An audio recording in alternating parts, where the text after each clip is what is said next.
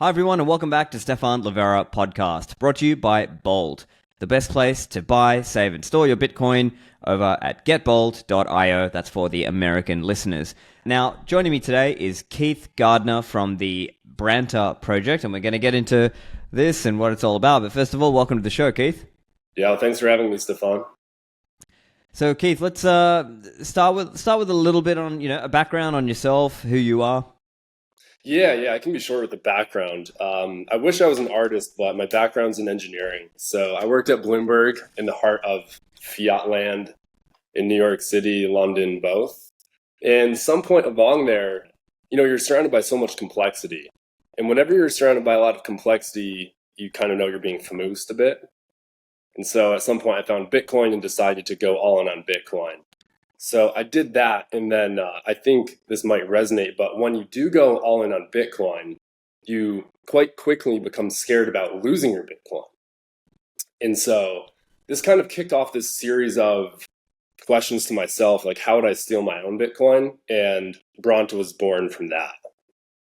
Gotcha. Okay, great. And so I guess I'm going to try to explain it simply, and you correct me if I'm getting it wrong. But as I understand, it's like an add-on piece of software that you use that helps you avoid some of these common phishing and address replacement kind of attacks, and maybe helps you verify that your counterparty, whether that's an exchange or a merchant, that you're actually sending to the right address.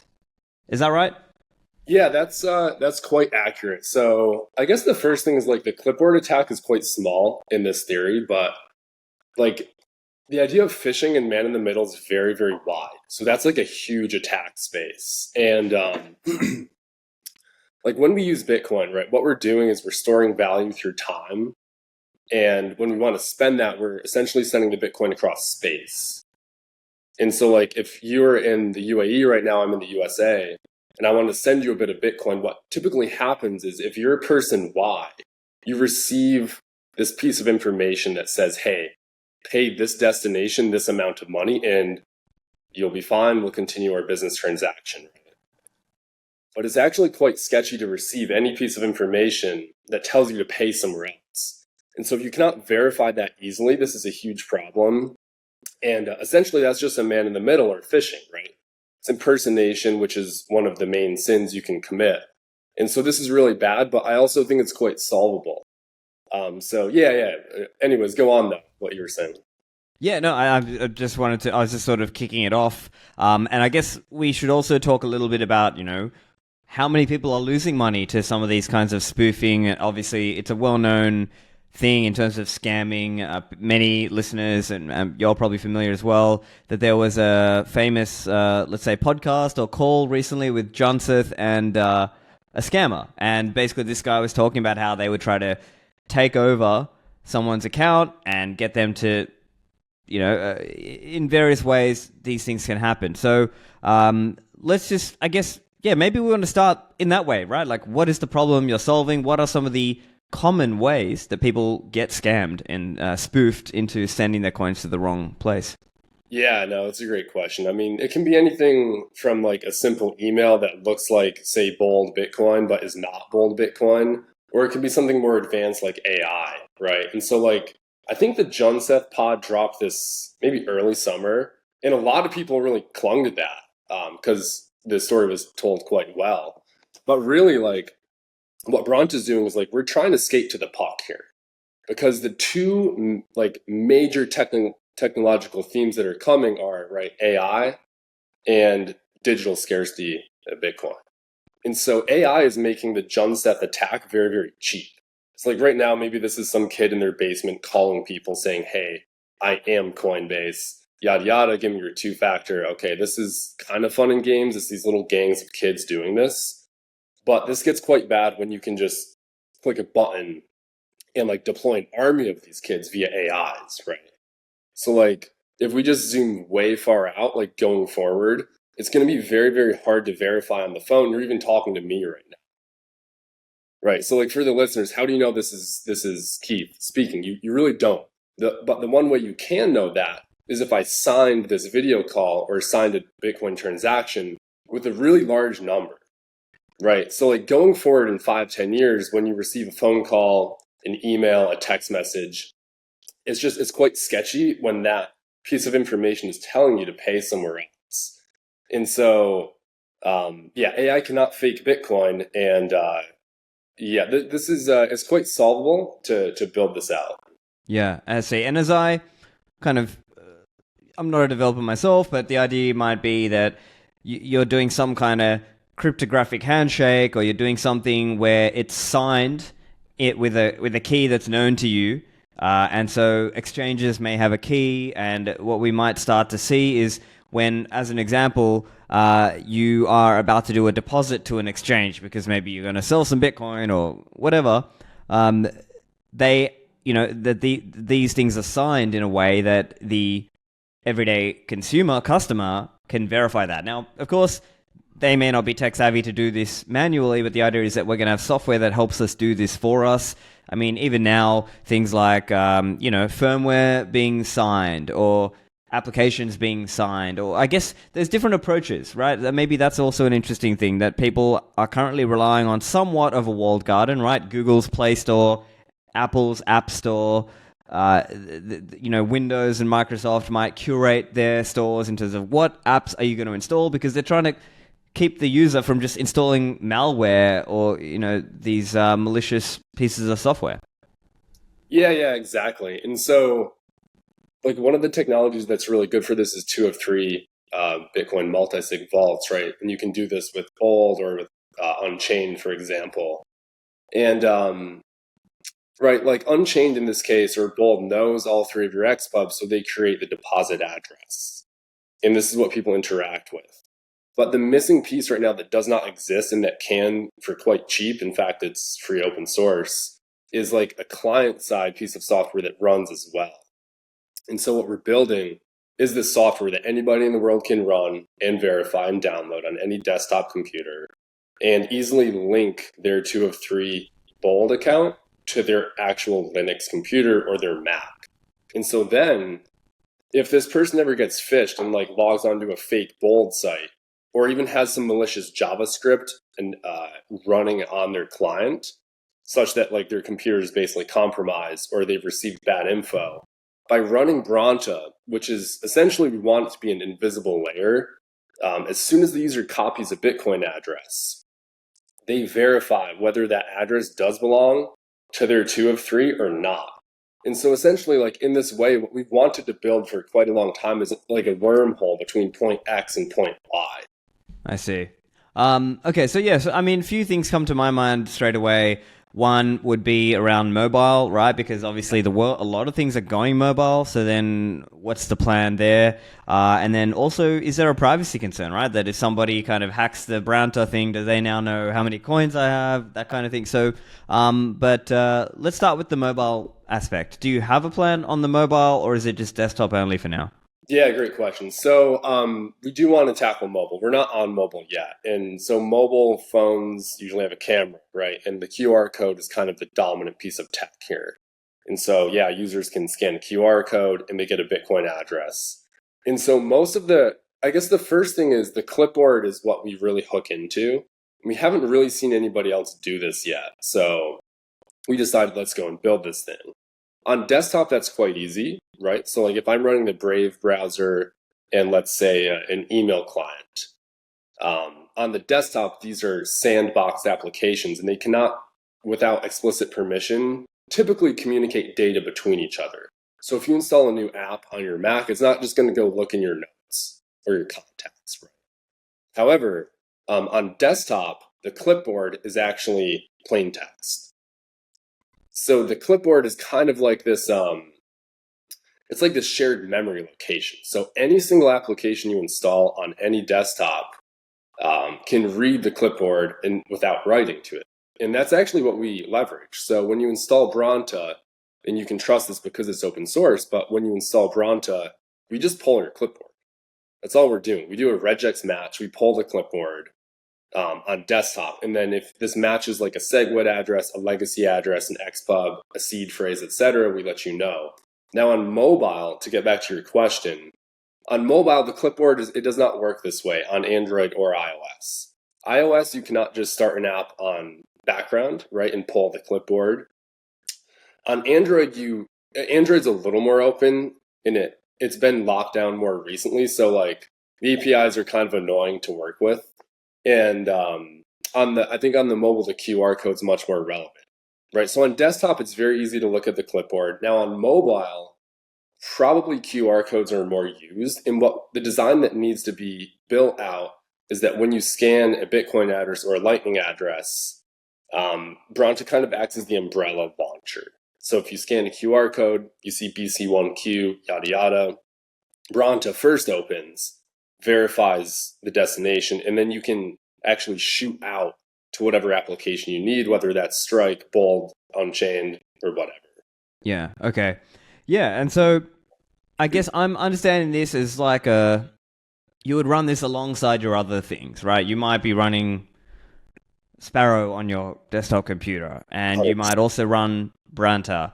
And then the idea is that Branta will sort of help try to stop you from getting phished or man-in-the-middled or spoofed in terms of the address. So I guess for listeners who aren't familiar, there's a type of attack known as like a clipboard replacement attack. And so the idea is you might copy-paste an address thinking you're going to pay to that address, but actually in the background you have some malware somewhere on your computer that takes that address and replaces it with the hacker's address.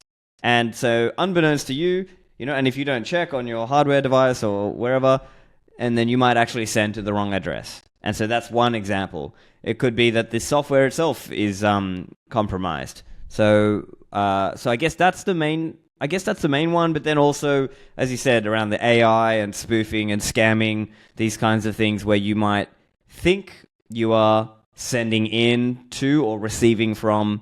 And so I guess in this case, is Branta helping you on the sending and the receiving case, or is it only helping on the send case, or can you explain a bit there?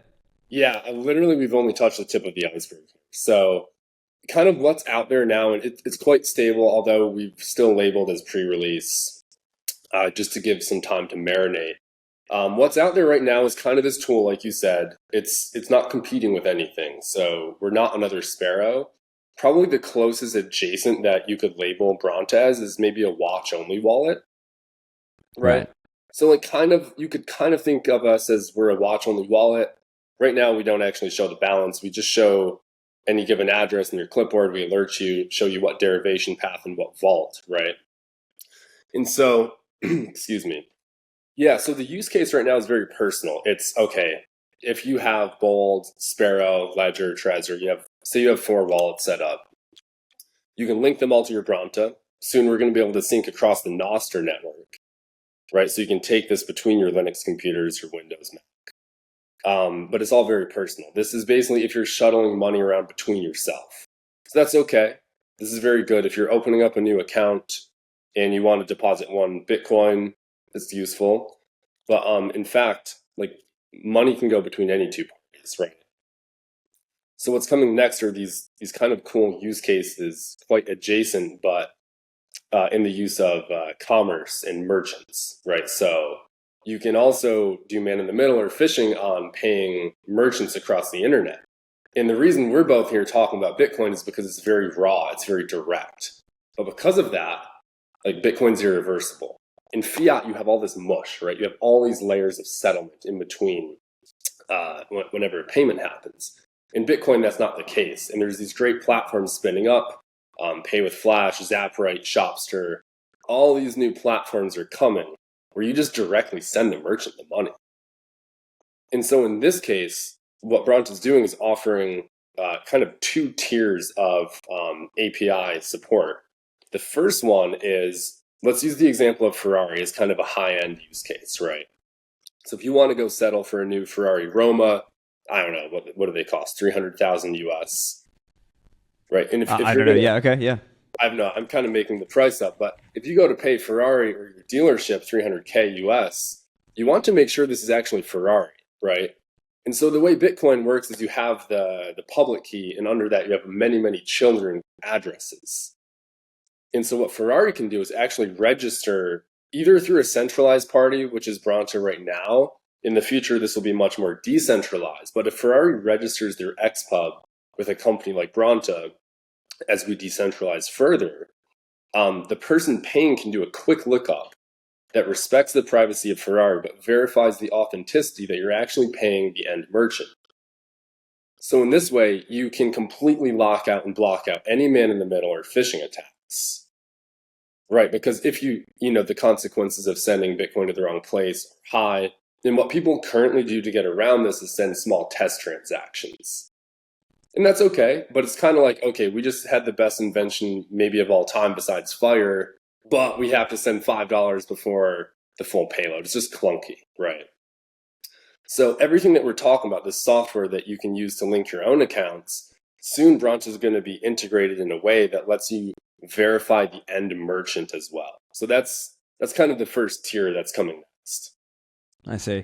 And so in order for that protection to work, does that mean every merchant has to go register with Branta? And then I guess that's kind of like you've got to go and sign up all these, and there could be competing services. Like, what's the idea to get uptake there? Yeah, I mean, that use case is it's mainly useful for higher end merchants, right? Maybe like real estates, yachts, cars. This is not like if you're buying coffee, you're going to use this, right? But with Nostr, this can actually be made quite cheap. So, right, like profits on this as a centralized company, it's interesting because yes, it makes Bitcoin a lot better, but at the same time, like Bitcoin and centralization have a very interesting relationship. Right, yeah. I mean, what happens is sometimes a service comes out, and I mean, if some protocol thing happens, and maybe it's kind of done at a very low level at the protocol level, and it doesn't need the company anymore, but and that's happened across time. But of course, protocol changes are a bit more rare, at least at the soft fork kind, but non-soft fork protocol changes do occur also. And do you want to just explain a little bit on the on-chain versus off-chain aspect? Like, is there anything on the Lightning side here? Or as you are saying, is this mainly just an on-chain focused here? Yeah, no, that's another really interesting question. So everything we talked about with the vaults and like L1 storage of UTXO, yeah, we kind of covered that. Now, Lightning works differently, right? So when we talk about Lightning, like it can be quite theoretical in the sense of all you're talking about is a string, right? The address, the LN, whatever. And so if you're at point X or point Y on Earth and you're receiving instructions to pay, say point Y and you're at point X, the same still applies, right? So a Bitcoin address is an alphanumeric. Lightning is also an alphanumeric. So whether I'm having a counterparty pay an L1 or an L2 is actually the same exact technical design here. So like one of the other platforms being built now is called Pay with Flash. They're doing Lightning stuff that lets you kind of spin up a quick invoices, and it's all Lightning. So this is like the sort of marriage that over time will probably unfold. Back to the show in a moment. This show brought to you by CoinKite.com, the creators of the best Bitcoin hardware security devices such as the Coldcard Mark IV and the new Coldcard Q. Now, we use Bitcoin hardware security devices to keep our keys offline, our private keys offline. Now, the way these work is you can do that setup, write down your 12 or 24 words on the seed word cards, and keep that secure. Now, you can use this device to interact with the Bitcoin network using software such as Sparrow Wallet, Electrum, or Vector Desktop, or Nunchuck as a few examples. Now, you have a range of security features that you can use with these devices, such as passphrases, you can use seed XOR, or my favorite is multi-signature. Now, if you're starting in a basic way, just start with the device and the USB-C cable, plug it directly to the computer and use it that way, and then later improve your setup. But I believe these devices are great at helping secure your coins, especially as you start to migrate up into multi-signature security. But don't be disheartened or don't be scared away. They are accessible, and I think you actually do learn about Bitcoin in the process. So to get yours, go to coinkite.com, use code Livera to get a discount on your cold card. The lead sponsor of this show is Bold, the best place to buy, sell, and save Bitcoin. For listeners in the US, Bold lets you secure your financial future with complete peace of mind by integrating a low-fee, Bitcoin-only brokerage with next-gen multi-sig vaults.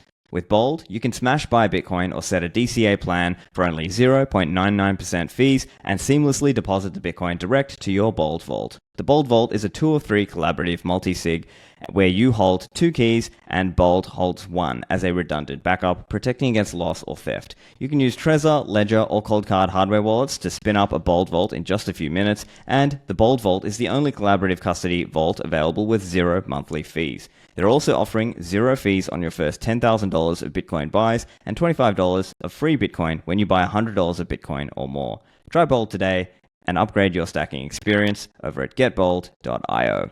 And now, back to the show. I see, yeah. Well, I mean, the thing is, there are different, let's say, different standards, right? Like, even in the world of Lightning, it could be a Bolt 11 invoice. It could be a Bolt 12 invoice. It could be Lightning address. So there, and then even inside that, there's different Lightning addresses that are custodial Lightning addresses. It could be offered by Blink, or maybe some, Bitcoin exchange or crypto exchange offers Lightning addresses for their customers, or Wallet of Satoshi Lightning addresses.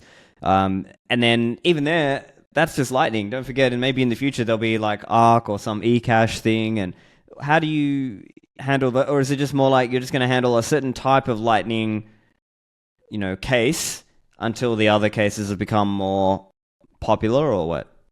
Yeah, that's basically right. Like, we really want to nail L1 first. We really want to dial in like all the BIP support. Basically have this thing extremely battle tested on L1, and then Lightning following right after. So eCash, Arc, to be honest, I haven't looked at that much. And unfortunately, living in the States, I don't even use Bitcoin all that much, right? So it's like L1 will never go away. And then on Lightning, like I said, like the alphanumeric approach of really, like, the problem is when you have an alphanumeric that's not human readable, that's the issue, right? So like cell phone numbers or home phone numbers are this interesting case where, like, yes, this is digits, but it's only up to 10 or 9 or whatever. So people can kind of remember them. Now with email, you can actually always remember your email address, right? Depending what you choose. But like a Lightning address, no way. A SegWit address, no way. So it's those non-human readable, longer alphanumerics that Branta is really catered to. Yeah, so I guess, do you see this then being like a power user tool, like the everyday Bitcoin user may not use this, or what's your intent? Yeah. The intent is it's this. You almost hit it earlier, in fact. But the intent is for Branta to be an invisible layer that is like a de facto tool. Now, because we're early, like, trust takes time to build. But you already said, like, you run Branta alongside Sparrow, right? Branta doesn't touch your private keys. You cannot on-ramp or off-ramp fiat with it. So just Branta as an invisible layer is essentially built for our grandmothers and our grandfathers, right? Like, or our newborns. It's built for the non-technical user. So that's kind of the view, is right, like this invisible layer on desktop, on mobile, and whenever you interact with the Bitcoin network or the Lightning network, you get a nice little helper that says, hey, you're paying the person you think you're paying, or not. And so to me, like, that's this piece that's kind of been missing this whole time, because wallets are becoming more and more mature, right? Like, to come in and kind of compete with another wallet, it feels a little bit strange. Like, wallets may actually be a winner-take-all sort of product category. Like, Sparrow's built cross-platform. It's phenomenal. You get more and more tutorials, more and more reputation, etc. Now, fiat on-ramps and off-ramps are maybe similar. There's a lot more friction because of the licenses that you need to have. But something like a helper application that's invisible, that you don't even have a UI for, it's just running in the background. That is very cool. Because what you don't want to happen, right, is some AI calls you, or you think somebody's calling you or texting you on Signal, an address, and you're going throughout your day, you're at work, you're at lunch, and you just pay an invoice, right? And this has happened in our Bitcoin meetups. This happens on Twitter all the time, and it's like, this is solvable for quite cheap. So that's the vision. I see, yeah. And so, of course, there are some manual steps a person can take, but I guess the point here is to try to automate, right? Like, it's as a let's say if you're working for a Bitcoin company, they may have policies that say, look, before you pay any invoice, verify that address through another means, right? If that person texted you the Bitcoin address, well, you need to call them, or you need to get it in an email, or you need to get it in, if they sent you on Signal, get it on WhatsApp or some other way that, so that way it's at least more difficult for somebody to, replace the address or, man in the middle if you've received it from 2 or even 3 methods of confirmation. Yeah, 100%. And like the world moves fast. People are just always doing commerce and deals. Like the velocity of money is huge. And like who has time to check? Right? Like Yeah. that's the whole point. It's like you can have the best stack, you can have the best self-custody and security anywhere. And you can sign a transaction to the wrong place and just mess up. Yeah, and the money's gone. It's out. There's no bailouts in Bitcoin, right? There's no So, bail. yeah. So let's talk about the privacy aspect. So we know we mentioned it before. That could obviously be a concern, especially for let's say it's a high net worth person, or maybe it's a company who would rather not dox their coins on chain. Now, of course, people search online, and there's these on-chain analysts, and there's what is it, Arkham Intelligence, and some of these other places, or the likes of like a Zach XBT or someone like that, or an Ergo, or these kind of on-chain analysts who might look at, see, that's Binance's hot wallet, and that's Coinbase's cold storage, and whatever. How do you thread this needle here from a privacy perspective of being able to protect the user or the merchant or the exchange without doxing? Yeah, that's huge. So I guess, the first thing is privacy is insanely important. Now, the first kind of use case that we talked about with like an individual linking their Bold account, right? Like Branta can never, I guess the Branta application can know the XPubs, but the people behind Branta can never know the XPubs, right? So the first thing is we never touch private keys. The second thing is the XPubs never leave the user's computer. So when you have XPubs, everybody knows you can dox your entire balance. And so the example with an exchange is when you log into an exchange on a computer and you're running Branta, there's a very simple button that says link to Branta. And this is what we're building. And when you click this button, those XPubs directly get injected onto the same PC. And so there's no server involved there. This is directly from Bold or Unchained right to your computer, and there's all the privacy is taken care of in that way. So we're not shuttling XPubs over the internet, anything like that. I see. And that would be, so what you're describing there is in the user case where it's the user's own XPubs. And then what about in the case where it's, let's say, merchant XPubs or exchange XPubs for their own receipts or their own, let's say when you're depositing coins to an exchange or when you're paying the merchant? Yeah, so that's different. We actually haven't tackled that case yet. So like if you sign up with an exchange and you don't have your own XPub, we're not handling that. Now, Okay. the way I shouldn't quite say that, but the API that we're building out for that is such that, right, like when you're shown an address and when the exchange generates an address, it's actually possible to have an API callback on their side. And so by doing that, they can actually associate a single-use address with, say, a 6-digit PIN, right? And so this is the software solution for man-in-the-middle or phishing, right? So like imagine this, like we don't want Branta to be a centralized lookup, right? Beyond maybe a certain extent. But if you sign up with an exchange and they show you a single-use address, what you're going to be able to do is copy that address or scan the QR code and see in Branta that there's a PIN, say 123456.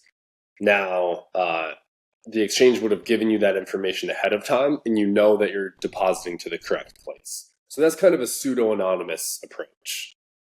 I see. Yeah, and so I could imagine especially for large amounts, this could make a lot of sense, right? Like if somebody's sending, millions of dollars or more, they really want to have very strong confidence that they are sending to the correct address. Yeah. And so that's a really important problem, especially for let's say for high level commerce or high net worth kind of use, this kind of thing, they would really want to know. And I guess right now, it's kind of funny, but in a way, like a lot of people are just probably YOLOing right now. Or as you said, they might do a small test transaction, right? They might send, $10 or whatever. And then if that hits correctly, okay, now follow up with the serious amount. That's probably what a lot of people are doing now. And I could imagine, especially in quote unquote crypto world, there's probably a ton of people who are just kind of, they're just trading this, that, and the other, and they're just kind of YOLOing and just kind of sending, huge amounts with, maybe not a lot of verification. And so maybe this is an opportunity to improve that, let's say. Yeah, I think so. I mean, to be honest, we've had a lot of people come to us and say, hey, we've lost a lot of money through phishing Bitcoin and a lot through these other coins. Man, like it's bad out there. And in fact, I had a friend send me a video on Telegram, and it was so wild to actually see. But this guy had like clipboard swap malware, and it was swapping Bitcoin SegWit address. And it's kind of silly because like you copy this one and it looks very different than this other address. And then like you can kind of just see, and things like Coldcard or Ledger have a screen reader. So if your seed's on like a signing device with a screen, this isn't really a huge issue if you're going slow. Yeah, but it's nasty. It's very nasty. And you can also see how like these attacks can get more sophisticated. And I won't go into how the attacks will get more sophisticated because we don't want to spread that knowledge, but I expect they're going to intensify and get worse. I see, yeah. All right, well, I'm curious then if you have any interesting stories on some of these spoofing and man-in-the-middle attacks, anything people should be aware of, right? What are some of the common ways that people can get spoofed and address changed? These would be, good knowledge for people. Yeah, I would say the number one way is guard your inbox. Like whatever email you use, be very careful of that and just do not trust. So like tattoo this in your brain, just any information you get saying log in with urgency, danger. That's the number one, right? The number two is probably in these larger like group chats, if you're in any, Signal, Telegram, Twitter, whatever. Be very careful of links. Do not trust links. You need to like cryptographically trust. And unfortunately, the tools are still catching up. So yeah, I would say those are the main two. I actually haven't seen any like deep phishing AI calls that are like personalized yet. Like in my personal life, I've known a number of people that got called by a fake Coinbase, right? Now, Juneseth really killed that story. Like, I think that really resonated. I had a friend who lost like 5 Bitcoin through Coinbase. He just handed over his email, his username, and then his one-time passcode. And like, this was like late at night. It wasn't even the right time zone. And this guy just like handed it all over. And so he woke up in the morning and I think 4.9 Bitcoin were gone. Maybe like 0.1 was left as a favor. But yeah, that was bad. So there's a lot of cases here where education is really important. Ouch, yeah. I mean, a few reactions there. I think one is in a paradoxical way or in a counterintuitive way, making your coins less accessible, right? Like if you have multi-sig, if you have coins or your private keys are in a place that's hard to reach and offline, that can help you in a way, because then it stops this kind of time pressure, and that's a common scamming kind of tactic, which is, oh, hey, quick, something's gonna happen, I need you to give me your password, give me your 2FA, whatever. And if they sort of trick you and try to hurry you up, and this can apply both at the individual level and also at the company level, right? Because there are company scams where maybe they pretend to be the CEO and I'm emailing from another address, or I'm texting you from this other thing, but it's an urgent thing and I'm the CEO of the company, blah, blah, blah, send money here. You need to slow down, right? Because these are some of the time pressure tactics that are used on individuals or even employees of companies to make them kind of act quickly, send some coins somewhere. And so that's an important, just general piece of advice. The other comment I have is that over time, as NGU happens, as number go up happens, the value to do some of these attacks will rise, and we'll start to see more sophisticated attacks, like you said, like this AI thing. That said, it's also true to say that generally speaking, the criminals will try the low-hanging fruit first, right? They're going to go for the easy stuff first, and generally, because obviously, you might as well take the easy stuff first if you're a criminal. So, yeah, I think that's how I'm seeing it. But yeah, do you have any thoughts on the number go up aspect and the lowest hanging fruit aspect? Yeah, yeah. I mean, those are both coming. Like the trend is up, right?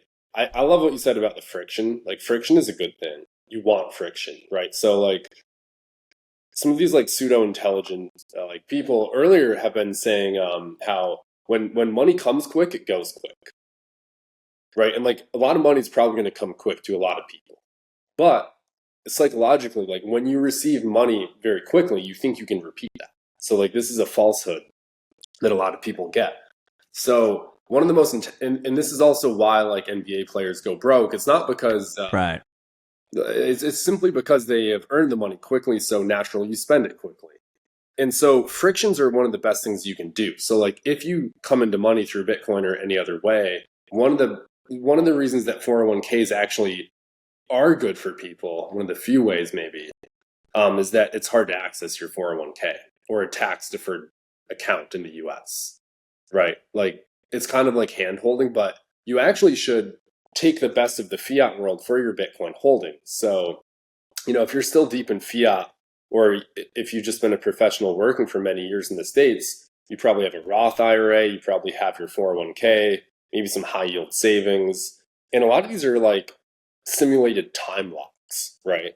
So this is like such an under mentioned topic in Bitcoin, but you can just time lock your Bitcoin, and then how are you going to send it to somebody? You cannot, right? So there's like many layers to this friction concept, but one of them is try and simulate perhaps your fiat setup, where some of your fiat was in your 401k, and these are all with different like fiat custodians, right? So then if you do get attacked and say some of your Bitcoin's on Coinbase, like my friend there, if he lost 5 of his Bitcoin, well, maybe he had 25 and they were spread out, right? In this case, he had 5. That's not great. So we lost all of it. So, that's one approach. And it's also quite metaphorical, right? Because like, where does gold come from? Like it comes from the dirt. There's a lot of friction to dig into the dirt, but like you can also metaphorically simulate that with Bitcoin and just make it very hard to access and move. So I think these are like highly underutilized mechanisms that, really should just be part of your mental framework with your custody is like, I have different accounts. This is my spending account. This is my deep storage. This account is time locked. Can't even access it, right? This sort of thing.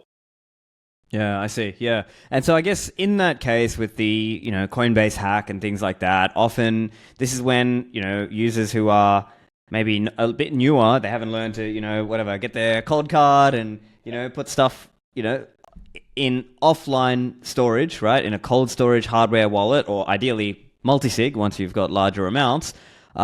So I think it's a shame, but many of the people who most need to hear these kinds of things are not the ones thinking about it, right? And it's kind of like sometimes people have to touch the stove before they get burnt. And for some people, maybe they have to touch the stove multiple times, not just one time, right? And so hopefully, we can get the message out there, but sometimes, let me put it this way. We can put the message out there, but there'll be a lot of people who unfortunately will not listen. And so that's just, hopefully some of these things can be automated and protections and safeguards, but there's only so much that you can do, right? Yeah, there is. I mean, this is also a very long-term game. Like, I don't know if people consciously think this, but Bitcoin is like a lifelong project, literally. This is going to be the story of the next 100 years. So it's not going anywhere. Like, this is a long-term game with long-term people.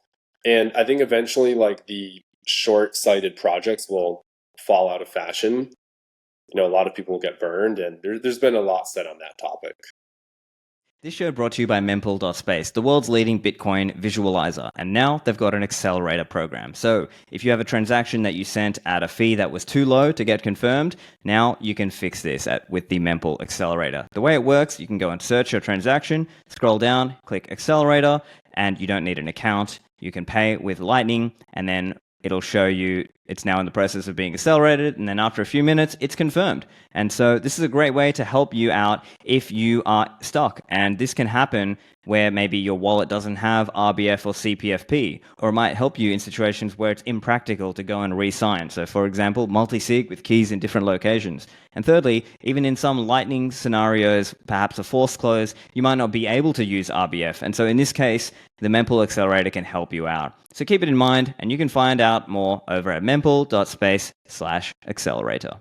This show also brought to you by Nomad Capitalist. Nomad Capitalist is a leading provider in terms of offshore tax and lifestyle strategy planning and implementation. They can help you go overseas and legally lower your taxes. As many of you know, I grew up in Australia, but I left. I was sick of it in terms of the taxes and the COVID tyranny and all these other things. And so that's why I left, and now I live in Dubai. But that's not necessarily the place for you. You have to think exactly what works for you, for your family, for your business. And Nomad Capitalists have worked across dozens of different countries. They've helped people get passports, residences, bank accounts, and all kinds of other things. And importantly, it's not just about choosing one place. It may be multiple places. And it may be also about making the pieces fit together in terms of how your business fits with your family and you as an individual.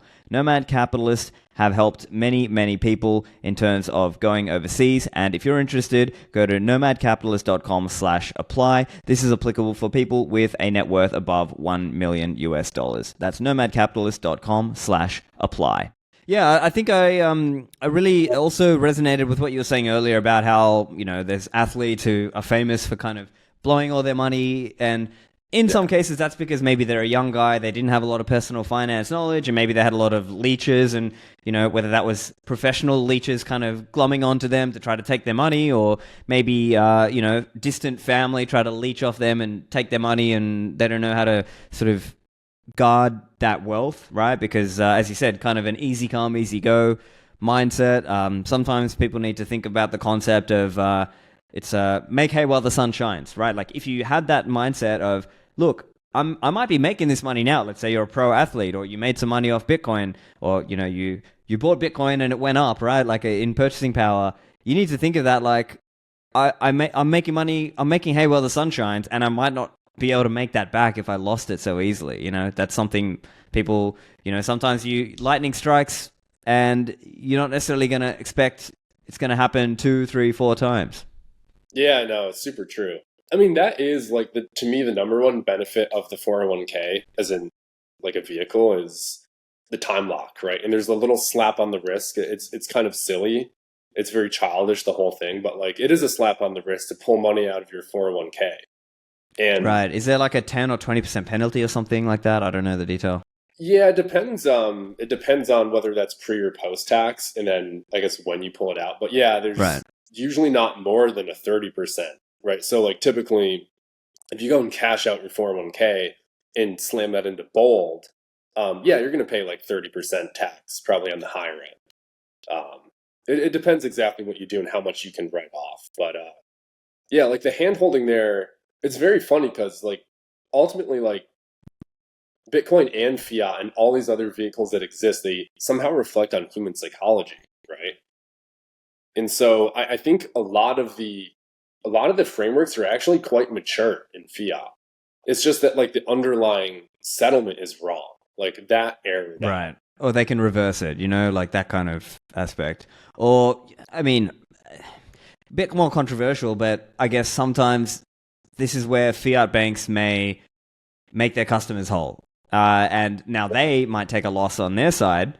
And, in the future, we might see that even in the Bitcoin world, right? Because at least from my perspective, I see Bitcoin as mainly challenging government control of money and more like challenging central banks as opposed to banking per se. Now, of course, I want as many people to self-custody as possible. I just know that not all 8 billion will, so therefore there will be Bitcoin banks. Of course, in the ideal case, everyone can be their own bank, but absent technical innovations and, let's say, soft forks, we're not going to be able to get to 8 billion self-custody, at least with the technology of today of Bitcoin. So, I think there will be Bitcoin banks, and some of those Bitcoin banks should ideally use some of these techniques to obviously minimize, reduce the spoofing, the man in the middle, the AI attacks, these kind of things, and similar with the merchants as well. And so that's probably the future that we're moving towards. One other area I thought of is, what if Branta itself gets hacked? Or, I'll give you an example. In I want to say 2018 or so, around 2018, there was a very famous Electrum hack, where basically the website of Electrum got hacked and there was malware. And so then, unfortunately, there were at least one or two users who downloaded this malware, and I think they sent their coins to the wrong address and they lost money. And I think it was even worse because I think they abused some kind of update mechanism in the Electrum software. So I think they turned it off after that. But I can't remember the full detail, but I think they clicked a link, they kind of upgraded to a malware. And unfortunately, this is one of those cases where if the users had done the PGP verify signatures, they would have seen, this is not signed by Thomas V and the Electrum team, and they might have been saved. But unfortunately, it was a bit earlier, and there were some users who lost coins that way. So I wonder, could a similar thing happen with Branta, that people think they're doing the right thing by installing this, but actually it's some kind of malware and it tells them the wrong address? Excuse me.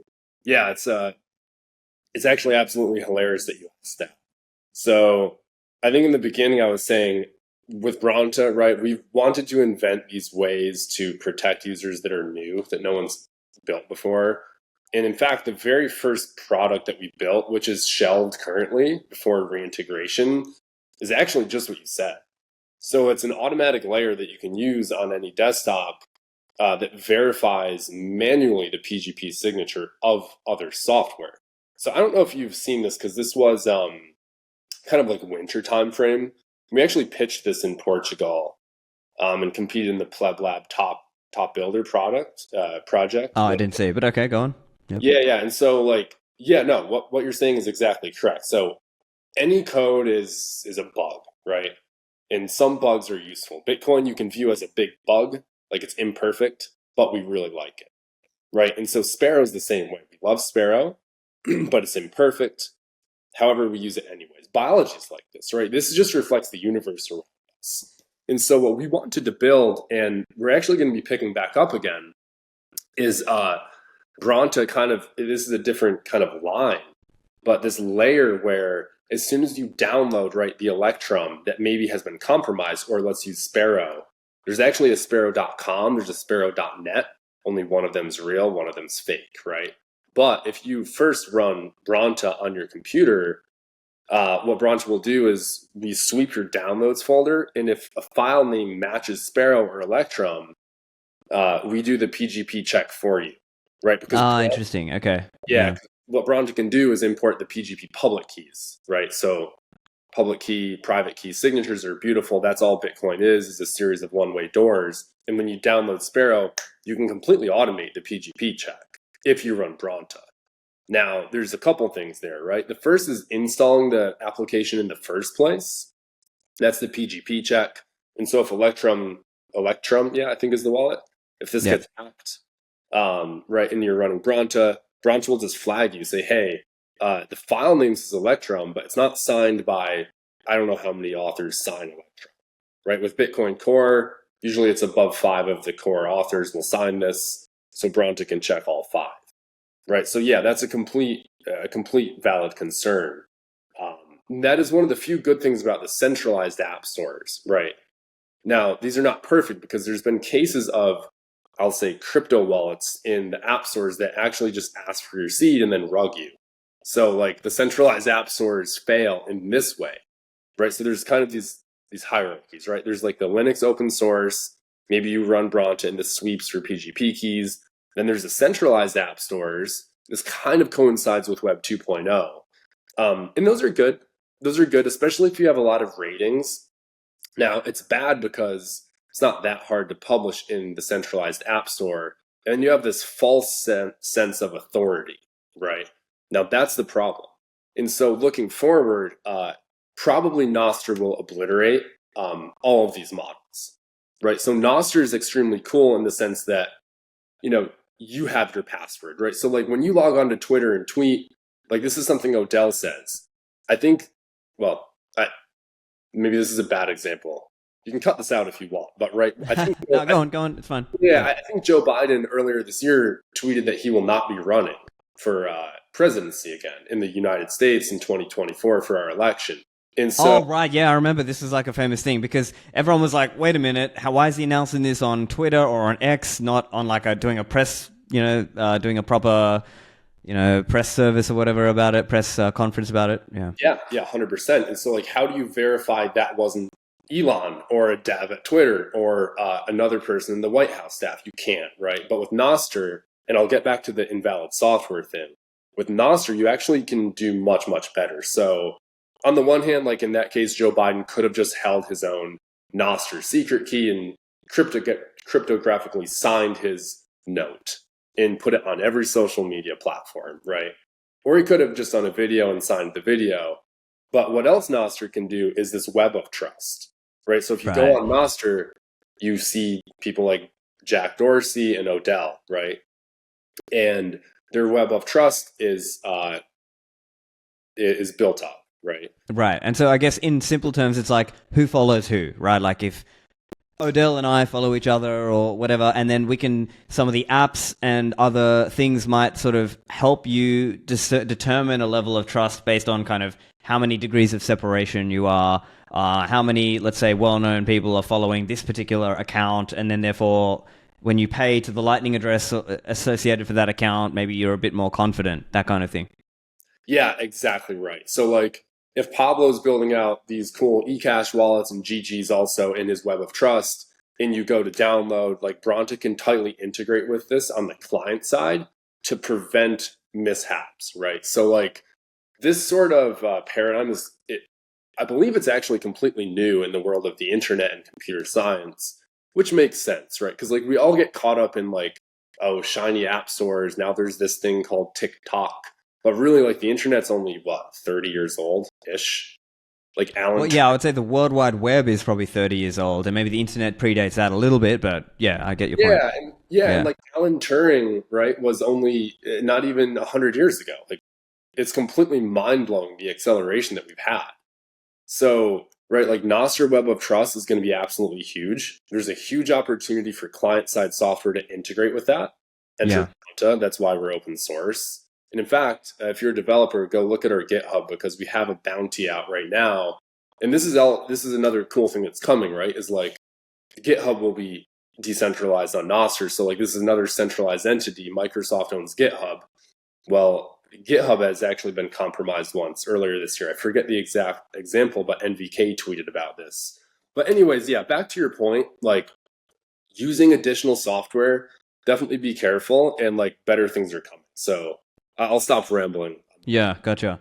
Okay, yeah, so I mean, the kind of takeaways, I guess, from that also around the Nostra aspect of it are that they might be able to build a really slick experience in that way too, right? That people might be sort of using Nostra in the background to kind of automatically check the validity of certain things, and in terms of the lightning address that you're just about to make a payment to, you can sort of be like, oh, this matches, Keith's Nostra profile lightning address or something, or Stefan's lightning address or whatever. So those are a few interesting points. I guess let's sort of have, final takeaways. I think we should reiterate those key points you made about not getting scammed, and maybe not just for listeners of this show, but let's say friends and family. What are the common things to think about to lower your risk of getting scammed and spoofed and man in the middle? Yeah, I'll just do a short list here. What I would say is treat your Bitcoin like it's worth 100 times of what it is. I would say move very, very slow with Bitcoin. I would say make it as cold as possible. So bring your Bitcoin offline, maybe separate it into a few different wallets. And don't rush. Don't rush. That's all I would say. Yeah, great. Okay, and so the website is, was it branta.pro, right?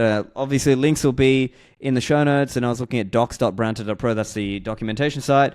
I think we'll leave it there. But Keith, thank you for joining me today. Yeah, beautiful. Thanks so much, Stefan.